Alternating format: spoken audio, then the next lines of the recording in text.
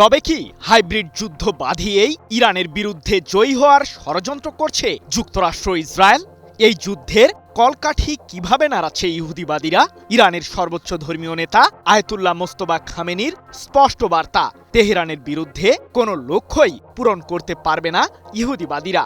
এমনকি যুক্তরাষ্ট্র ইসরায়েলের আগ্রাসনকে মোকাবিলায় আঘাতের বদলে আঘাত দেবার কৌশল অনুসরণ করার ঘোষণা দিয়েছে ইরানের সামরিক বাহিনী। তবে কি যুদ্ধের ময়দানের প্রেক্ষাপট ভিন্ন দিকে ধাবিত হচ্ছে?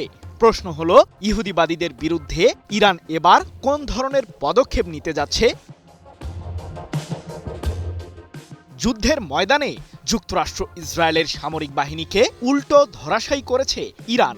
টানা ৩৯ দিনের সাম্প্রতিক যুদ্ধের পরও ইরানের বিরুদ্ধে নতুন করে আগ্রাসনে জড়ায় মার্কিন কেন্দ্রীয় কমান্ড।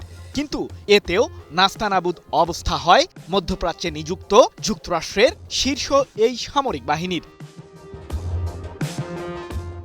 ইরানের পারমাণবিক ও ক্ষেপণাস্ত্র কেন্দ্রগুলোকে ঘিরে বিভিন্ন ষড়যন্ত্র চালানোর পর যুক্তরাষ্ট্র এখন হরমুজ প্রণালীকে নিয়েও মাথা ঘামানো শুরু করেছে।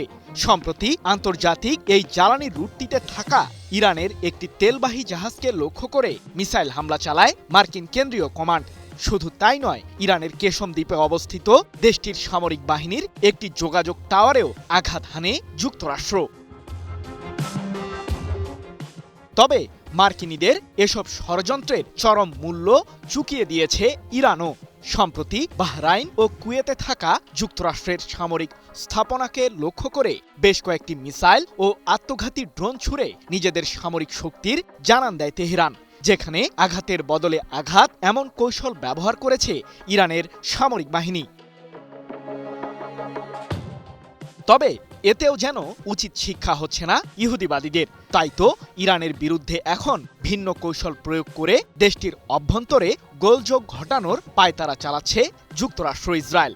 এ প্রসঙ্গে ইরানের সর্বোচ্চ ধর্মীয় নেতা আয়াতুল্লাহ মোস্তফা খামেনি লিখিত এক বার্তায় বলেছেন, আমাদের সামরিক বাহিনীর বিরুদ্ধে যুদ্ধে পরাজয়ের পর শত্রুরা এখন ইরানিদের বিরুদ্ধে হাইব্রিড যুদ্ধ কৌশল ব্যবহারের পায়তারা চালাচ্ছে। এই প্রক্রিয়ায় জনগণের প্রতিরোধ ক্ষমতা দুর্বল করা এবং সামরিক বাহিনীর মাঝে ভুল বোঝাবুঝি সৃষ্টির ষড়যন্ত্র করছে শত্রুরা।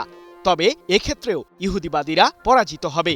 ৪ জুন এক প্রতিবেদনে বিষয়টি নিশ্চিত করেছে ইরানের রাষ্ট্রীয় সম্প্রচার মাধ্যম প্রেস টিভি। তবে ইরানের পাল্টা প্রতিরোধ ঠিক কেমন হতে যাচ্ছে? কি বুঝলেন ভাই? অনলি জেডাই চাই। পারস্য উপসাগরীয় অঞ্চল জুড়ে থাকা ইহুদিবাদীদের প্রতিটি পদক্ষেপের উপর কড়া নজরদারি রাখছে ইরান। সম্প্রতি এমনটাই জানিয়েছিলেন দেশটির সশস্ত্র বাহিনীর শীর্ষ কর্মকর্তারা। শুধু তাই নয়, ইরানের বিরুদ্ধে যদি আবারও সরাসরি যুদ্ধে জড়ানোর ষড়যন্ত্র করে যুক্তরাষ্ট্র ইসরায়েল, তাহলে তাদেরকে মোকাবিলায় নতুন অস্ত্রও প্রস্তুত রেখেছে তেহরান। আর এবারের যুদ্ধ যে মধ্যপ্রাচ্যের সীমানার বাইরেও ছড়িয়ে পড়বে, সে হুঁশিয়ারিও দিয়েছে ইরানের সামরিক বাহিনী।